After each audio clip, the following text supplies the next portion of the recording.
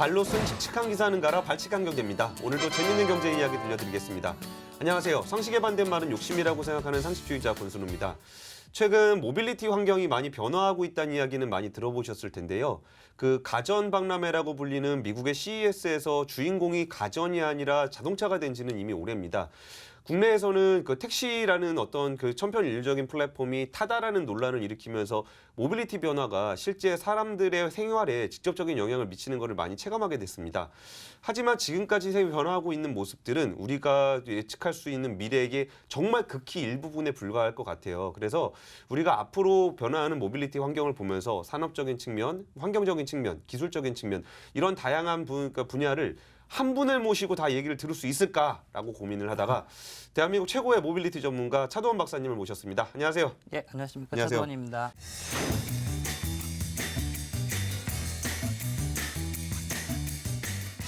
이번에 그 이른바 타다금지법이라고 불리는 일종의 타협안이잖아요.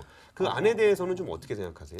지난 7월 17일 날 발표가 됐죠. 지난해 택시 제도 개편 방안이라고 발표가 됐는데 예. 사실은 이제 그 제목 자체도 보면 택시잖아요. 택시죠. 예. 결국 이제 타다라든가 아니면 기존의 서비스들을 택시라는 하나의 바운더리를 이제 묶은 그런 이제 하나의 방안이 되겠죠. 예, 예. 물론 이제 어떤 분들은 이게 굉장히 혼란스러웠던 것들이 어쨌든 정리가 됐다라고 이제 그 반기는 분도 계시지만 타다가 운영되기 위해서는 이제 기여금이라 그러죠. 예, 예. 그러니까는 택시 면허를 구매를 예. 해서 이제 운행을 하는 타입원에 해당이 예. 되거든요.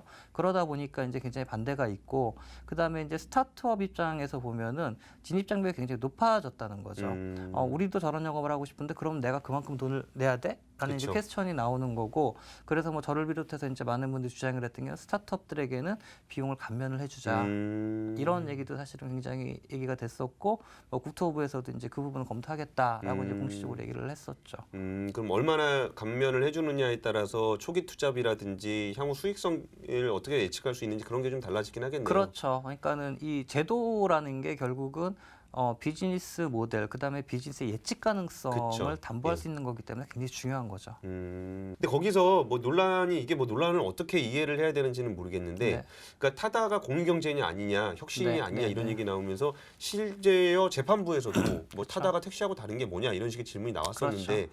그러면은 지금 일어나고 있는 그 모빌리티 환경의 변화가 네. 뭐 이걸 어떻게 이해를 해야 되는 거예요? 이제 공유경제 개념도 있을 거고 혁신의 개념도 있을 건데 우리가 이거를 어떻게 이해를 해야 지금 앞으로 일어날 일을 좀 열린 마인드로 좀 볼 수 있게 될까요? 공유와 혁신에 대한 정의를 사실 우리가 좀 다시 살펴볼 필요가 있어요. 예. 먼저 공유를 말씀을 드리면 원래 이제 공유 경제가 이제 인류 역사와 같이 시작이 됐었죠. 뭐 이렇게 우리 그 호수라든가 아니면은 그 이제 공유 땅이라든가 그다음에 이제 임야라든가 굉장히 동네 우물이나 뭐 우물이라든가 이런 거. 굉장히 그런 것들이 공유 경제 시초, 커먼즈라고도 얘기를 하는데 예. 최근 본격적으로 등장한 건 세계 경제 위기 때 예. 그때는 스마트폰이 막 퍼지기 시작할 때였잖아요. 예, 그리고 예. 이제 우버가 등장하면서 너도 나도 이제 우버피케이션, 나도 우버 같은 회사가 될 거야 그러면서 거의 모든 것들을 공유할 수 있는, 쉐어할 수 있는 플랫폼들이 정말 우후죽순으로 생겨났었거든요.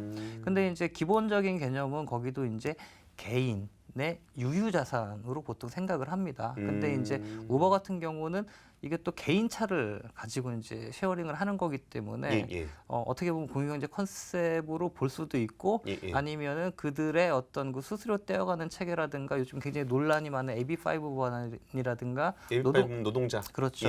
노동 문제 같은 경우에는 또 굉장히 많이 또 욕을 먹고 있잖아요. 그래갖고 이제 공유 기업이냐 아니냐 논란이 많은데 우리나라도 2017년에 한국은행, 그다음에 2019년도 정부에서 공유경제에 대한 정의를 내렸어요. 근데 거기도 보면 P2P라고 있습니다. 개인 혹은 공공기관, 기업의 공유, 유유 자산을 이렇게 쉐어링하는 거라고 정해놔가지고 그 관점에서 보면은 약간 타다는 좀 어긋나는 면이 있고요. 타다는 그 회사가 렌트카를 그렇죠. 직접 자산을 보유하고 있으니까. 그렇죠.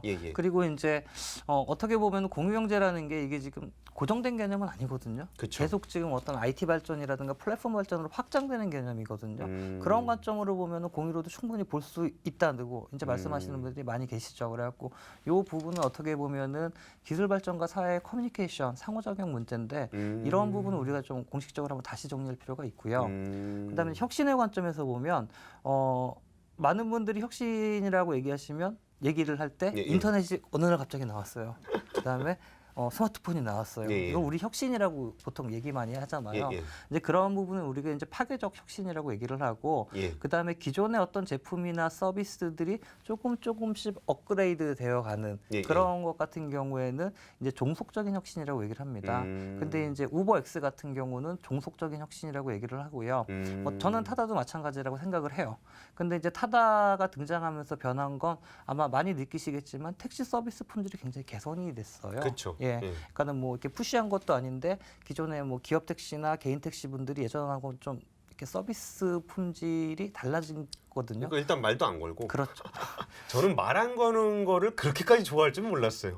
그게 해외에서 우버 이런 거 타면 굉장히 기사분들하고 얘기를 많이 하거든요. 그 음악도 막 이렇게 서로 막 선곡하면서 틀어주고 근데 우리나라 또 굉장히 클래식으로 고정이 돼 있고 이게 타다가 만든 스탠다드죠 사실은 클래식으로 고정이 돼 있고 이제 말을 걸지 않는 예, 이제 그런 게 어떻게 스탠다드가 돼 있는데 뭐 그런 스탠다드를 타다가 만들었고 서비스 오죽 말을 품질을 걸면서 정치 얘기하고 종교 얘기하니까 말 걸지 말라는 거지. 노래도 자기 좋아하는 뽕짝 틀어놓고 그러니까. 그렇죠. 뭐 근데 좋으신 분들도 많아요 사실은 네. 기존에 그런 부분만 이제 강조가 돼서 그런데 예, 예. 그런 품질을 높였다는 부분에서는 분명히 이제 종속적인 혁신이라고 얘기를 할 수 있죠. 예, 예. 예, 그런 부분에 대한 좀 합의 아니면은 좀 공식적인 연구가 더 필요합니다.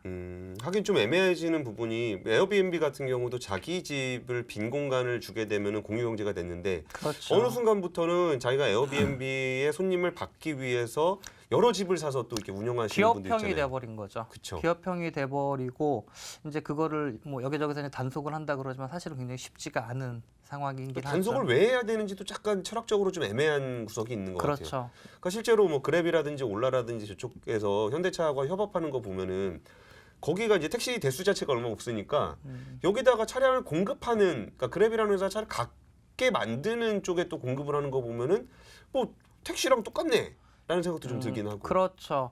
근데 이제 어쨌든 그쪽 쉐어링 쪽이 굉장히 이제 좀 볼륨이 커져가다 보니까 완성차 입장에서는 또 다른 그 이제 개인 이외에 예. 기업 이외에 법인 이외에 커다란 이제 고객으로 등장을 했기 때문에 예. 투자도 하고 차도 팔고 하기 시작을 한 거죠. 예.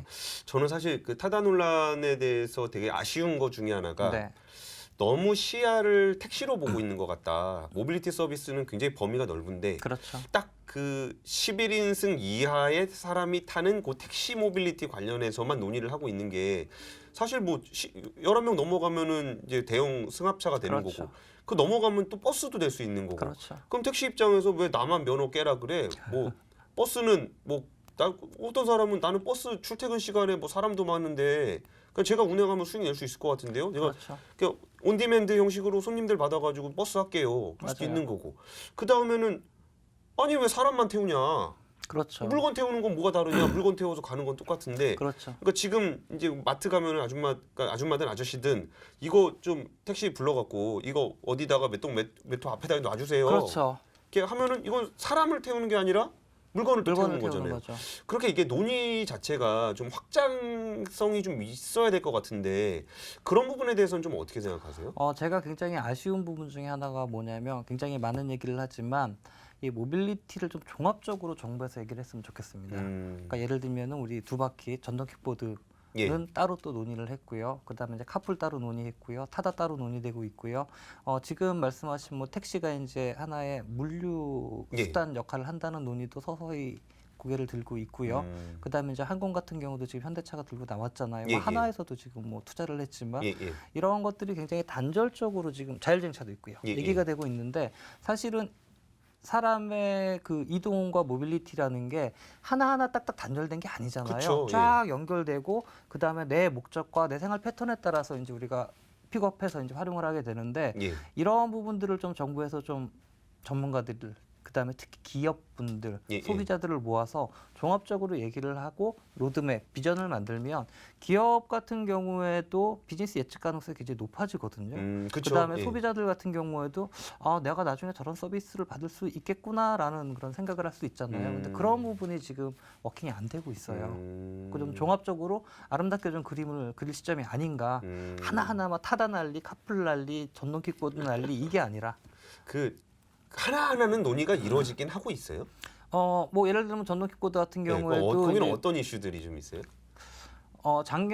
작년에 이제 4차 산업혁명위원회에서 예, 제가 예. 이제 의대 리더를 맡고 기업 대표님들, 그다음에 시민단체 분들, 관련 공무원들 모아서 이제 기존의 논의를 좀 종합을 했어요. 그래가지고 킥보드를 어떻게 할 것이냐? 예, 그러니까는 좀 맥시멈 웃기다. 진지한 스피드는 사람들 모여가지고 우리 킥보드 어떻게 할까요? 1박 2일 밤샜습니다. 오. 예, 합의문도 발표를 했어요. 그 25km를 상한으로 앞으로는 이제 자전거 도로에서 달리게 하자. 그러니까 라는 속도는 25km로 그렇죠. 제한하되 그렇죠. 인도로 다니지 말고 자전거 도로로 지금은 다니라. 이제 원동기 면허가 필요하거든요. 근데 아. 이제 그거랑 상관없이 예. 그렇게 다니게 하자. 물론 국가마다 차이는 있습니다. 했는데 이제 이것도 지금 관련 도로교통법 개정안이 이제 통과를 못 하고 있고 조금 더 그때도 이제 사실은 제3의 길이라고 제가 표현을 하는데 예. 인도 차도 이외에 이런 어떤 마이크로 모빌리티를 달릴 수 있는 제일 오른쪽 편 도로 좀 정비를 하자. 한 도로 정도는 그렇죠. 라스트 마이크로 모빌리티가 갈 수 그렇죠. 있도록 하자. 지금 자전거 도로 예, 예. 서울에서 타실 수 있어요. 여의도만 해도 위험해요. 지금 차가 엄청 다녀요. 그렇죠. 제가 지금 방송국 오면서 예. 여의도 그런 거 이제 유심하게 보거든요. 여의도 자전거 전용도로 보니까 택시들 쫙 서 있거나 맞아요. 아니면 다 주차장이더라고요. 예, 그냥 예, 예. 그래갖고 그런 부분들을 사실 좀 관리를 잘해야 마이크로 모빌리티 시장이라든가 아니면은 시민들의 건강과 그다음에 쾌적성에도 굉장히 좀 연관이 높거든요. 이런 부분이 좀 개선이 되겠죠. 그래갖고 그런 좀 아쉬운 부분, 법안 통과 부분, 법안이 통과돼도 실제 그 인프라가 좀 더 개선돼야 되는 부분, 그런 부분들이 좀 남아 있습니다. 알겠습니다. 그러면은 우리나라에서는 사실 제도적으로 좀 느리다 이런 얘기들이 네, 좀 네, 많이 네, 나오긴 네. 하는 것 같아요. 너무 그러니까 제도가 후행적이다라는 얘기는 사실 뭐 다른 분야도 뭐 비슷하긴 한데 그리고 특히 이제 이해상충이 발생을 그렇죠. 하잖아요. 기존 일자리하고 그러면은 이게 우리나라만 이렇게 더딘 거예요? 아니면 이렇게 다른 나라는 좀 더 미래지향적인가요? 이쪽의 모빌리티, 뭐 교통 같은 경우에는 국가마다 이제 그 제도의 배경이 다르고 국가의 이제 어떤 역사, 예. 발전의 단계가 다르기 때문에 굉장히 좀 상이합니다. 음. 그러니까 많은 언론들이 얘기를 하는 게 이제 뭐 호주의 상생 사례를 얘기를 하거든요. 예, 예. 호주 같은 경우에는 시민이 택시 탑승객이 예. 1달러를 내서 그걸 기금으로 만들어서 택시 기사분들을 이렇게 좀 예, 지원하죠. 지원한다. 일자리를 잃게 되는 그렇죠. 이 직원들, 그러니까 이걸로 해서 편의를 느낀 서비스를 느낀 그렇죠. 고객이 그렇죠. 그 사람들이 일자리 잃는 사람들을 위해서 쓸 기금을 기금을 마련하는. 만드는 거죠. 예, 예. 근데 이제 그게 또 사실은 좀 더 들여다보면 예. 호주 택시 노조에서 우버를 고발한 상태고요. 그다음에 일부 시민 같은 경우에는 내가 그걸 왜 내? 그렇죠. 라고 할 수도 있잖아요. 예, 예. 그래서 그런 부분이 좀 이슈가 되고 있거든요. 그리고 뭐 음. 체코 같은 경우에는 체코에서 우버 부르면 한 2년 전에는 우버가 있었는데도 안 잡혔거든요. 예, 예. 근데 지금 우버 없어졌어요. 우버 X. 예. 거기서는 그게 필요 없는 거죠. 예를 들면 체코 같은 경우에는 뭐 제가 잠깐 조사를 해보니까 택시 면허 자체가 필요 없고 그다음에 뭐 공항에 택시 면허 자체가 리무진도 원래 잘 필요 돼 있고 없고. 예. 굉장히 그런 제도가 자유롭다 보니까 굳이 우버 X가 필요 없는 거죠. 그래갖고 국가별로 그런 차이는 있는데 우리나라 같은 경우에는 6.25 전쟁 이후에 예, 예. 국가를 재건하면서 제도를 이제 정부 주도로 이렇게 만들어놨잖아요. 예, 예. 그리고 이제 어느 분야나 면허가 있습니다. 면허제를 통해서 예. 그 사람들 면허를 가진 사람들만이 그쪽 비즈니스를 할 수 있게 만든 나라거든요. 예, 예. 그러다 보니까 이제 그 면허 자체가 굉장히 커다란 재산이 되는 거죠. 그러다 보니까 뭐 이 디지털 예, 경제 예. 시대에 들어서면서 이제 그런 어떤 갈등들이 발생을 하는 거예요. 예를 들면은 해외에 나가면 제약 자판기들이 많습니다. 제약. 약 자판기들이 많고요. 그다음에 잘 안 그려지는데 머릿속에. 꽤 많이 있어요. 뭔가 이게 전문가가 줘야 될 것 같은 그렇죠. 느낌이잖아요. 약 자판기가 있고 그다음에 웬만한 드럭스토어에 가면 약 굉장히 많잖아요, 종류. 맞아요. 우리나라 외국엔 편의점에 몇 가지 있습니까? 한 20가지 정도 있나요? 아니 안 돼요. 그러니까 밴드, 소화제, 음. 그다음에 두통약 몇 가지 안 되거든요. 이것도 사실은 이제 약사들의 기득권인가요? 이거 말고도 많아요. 어차피 달라는 거 주는 거면은 약국에서 파나 편의점에서 사나 그게 그건데. 그게 이제 법적으로는 이제 그 약사들이 복용 방법이라든가 이런 예. 것들을 명확하게 지시를 해야 된다라는 거죠. 예. 근데 이게 제도라는 것은 사실 만들어지는 건데 그렇죠. 우리가 제도 안에 살다 보면은 이거를 자연의 일부로 느끼기도 하잖아요. 그러니까 그렇죠. 그 이상으로 상상을 잘 못하는 것 같아서 그러니까 해외 사례들을 조금 더 얘기를 해주시면은 아 이런 것도 있겠구나라는 걸 한번 생각해 볼 수 있을 것 같은데 아까 말씀대로 체코 사례 같은 거 굉장히 재밌는 것 같아요. 택시 면허가 네. 원래 없었기 때문에 굳이 우버가 아니어도 됐다. 체코를 제가 2번을 갔었는데 궁금해서 막 찾아봤던 예, 거였거든요. 예, 사실 예. 이제 우리나라가 체코를 벤치마킹하진 않는데 예, 예. 그 부분이 굉장히 재밌었어요, 저는. 예. 또 다른 나라 케이스 같은 것도 있나요? 뭐 영국 같은 경우에는 우버가 이제 들어갔다가 면허 문제로 지금 빠진 걸로 알려져 있는데 예, 예. 영국 같은 경우는 이제 우버를 X를 운행을 하려면 모두 다 전기차로 해라. 예, 유럽 같은 경우에는 이제 환경 규제가 심해지잖아요. 예. 그러면서 이제 쉐어링 같은 경우에는 전기차로 계속 푸시하는 경향이 있고요. 그 나라마다 굉장히 독특한 게 많아요. 그러니까 그러면 약간 좀 일석이조네요. 그러니까 모빌리티 서비스 쪽 열어주는 것도 있고 대기 환경 개선을 같이 하는 효과도 있고. 그렇죠. 근데 우리나라는 사실 그 제도를 제때 못 만들어가지고 택시는 LPG로 해야 되는데 카니발이 디젤로 돌아다니잖아요. 대부분 새 차기 때문에 아마 예, 예. 환경에 크게 영향은 없을 거예요. 음. 근데 이제 문제는 이제 디젤이라는 거부감이 좀 있기도 하고 또 이제 택시도 LPG다 보니까 뭐 짐 실기도 그렇고 그다음에 맞아요. 이제 몸이 예. 불편하신 분들 휠체어 시키도 그렇고 아. 굉장히 제약 사항이 많죠. 그러면은 그 문화도 그런데 그 정부들의 태도는 조금 어때요? 우리나라는 뭔가 이렇게 일단 뭔가 룰을 정해줘야 된다라는 강박이 있고, 그렇죠. 주도권을 잡아야죠. 예, 그리고 이해상충이 생겼을 때는 웬만하면 외면하려고 하는 게 있고, 맞습니다. 예, 그런데 그 해외에는 진짜 적극적으로 모빌리티 정책들을 좀 이렇게 해요. 가장 대표적인 게 아무래도 이제 미국이겠죠. 예, 특히 예. 뭐 라이드 쉐어링이나 카쉐어링이라든가 이런 것들을 미국을 많이 쫓아가는데 예, 예. 미국 같은 경우에는 우버하고 리프트가 등장하면서 처음으로 이제 캘리포니아 주에서 TNC라는 하나의 이제 카테고리를 만들었죠. 예, 예. 트랜스포테이션 네트워크 컴퍼니라 그래가지고 택시 이외에 이런 어떤 우버나 예. 리프트 같이 P2P로 카쉐어링, 라이드 쉐어링, 카쉐어링을 하는 업체들을 위한 모아놓은 하나의 카테고리고 이들에 대해서 이제 세금을 걷기도 시작을 했고요. 예를 들면은 샌프란시스코 공항 같은 경우에는 이들을 위한 그 이제 탑승도를 굉장히 넓혔어요. 예, 예. 왜 넓혔냐면 한 번 들어오면 $5씩 받거든요. 아. 엄청난 수익원이 돼버린 거죠. 야. 이게 어떻게 보면은 비즈니스의 안착이라고도 볼 수 있지만 예, 예. 제도의 정착이라고도 볼 수 있지만 음. 상생이라는 단어를 사용할 수 있을지 모르겠네요. 저는 나쁘지 않다라고 보는데 네네네. 저는 사실 그런 거에 대한 불만이 좀 있어요. 공유경제라는 이름으로 뭔가 플랫폼을 만들었을 때 그렇죠.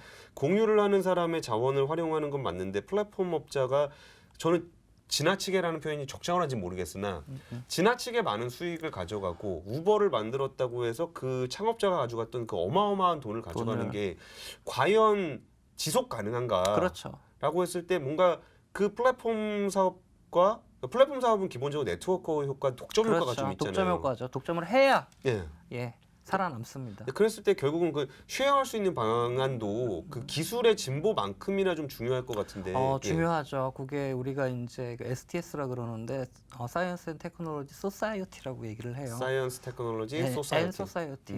새로운 기술과 그런 게 다 개념이 있었군요. 그럼요. 열심히 저도 공부하고 그래서 열심히 기생충에 너는 보고서하고. 계획이 다 있었구나. 예. 이런 걸. 그렇게 이제 그런 어떤 새로운 기술들이 들어오면 과연 사회와 어떻게 커뮤니케이션하고 정착을 할 것이냐에 대한 연구가 사실 굉장히 많이 필요하거든요. 예. 그리고 이제 미국 같은 경우에는 그런 데이터들을 굉장히 많이 좀 오픈을 해요. 아. 오픈을 하고 그 TNC 아까 잠깐 말씀을 드렸지만 샌프란시스코 같은 경우에는 실시간으로 TNC의 그 탑승과 내리는 것과 그 수요를 실시간 그래프도 볼 수 있어요. 막 어느 지역에서 정부가. 샌프란시스코 시에서. 오. 그래서 그런 어떤 데이터 기반도 굉장히 중요하죠. 와, 그럼 그 정보를 기업이 갖고 있는 정보를 다 시정부에다가 주는 거네요?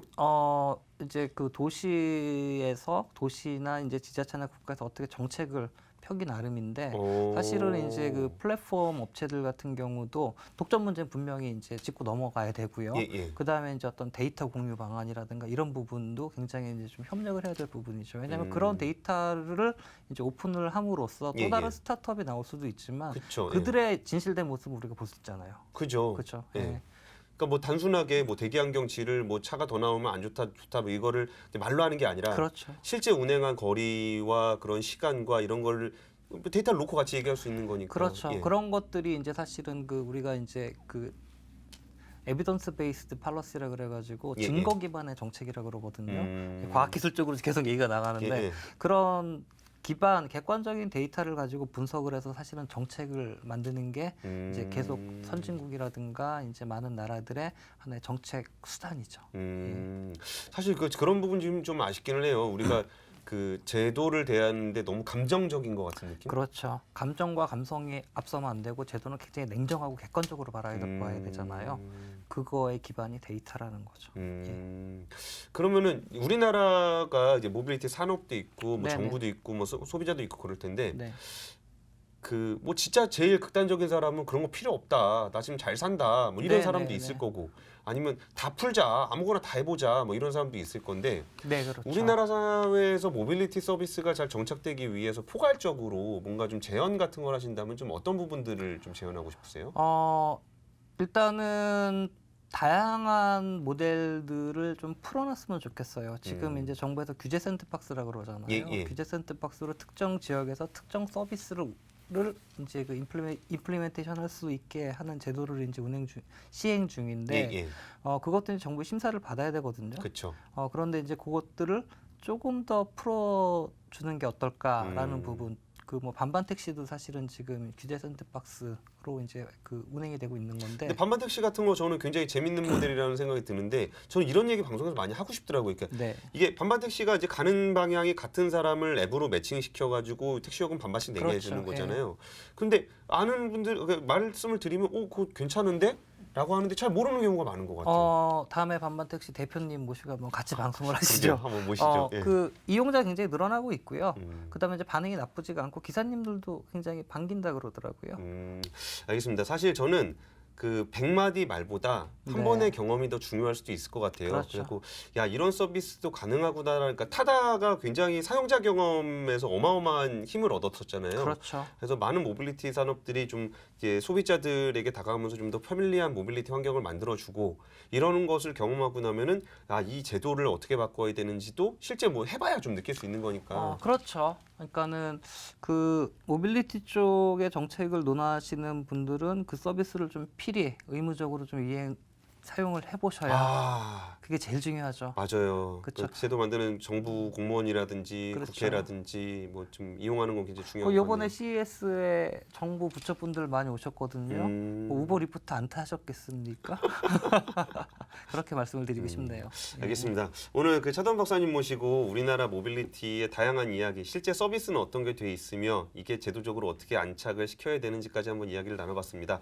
앞으로도 모빌리티 환경은 굉장히 급변할 것이기 때문에 또 다른 이슈가 생기고 더 재미난 이야기가 있으면 또 모시도록 하겠습니다. 지금까지 차돈 박사님 모시고 이야기 나눠봤습니다. 발칙한 경제였습니다. 감사합니다. 감사합니다.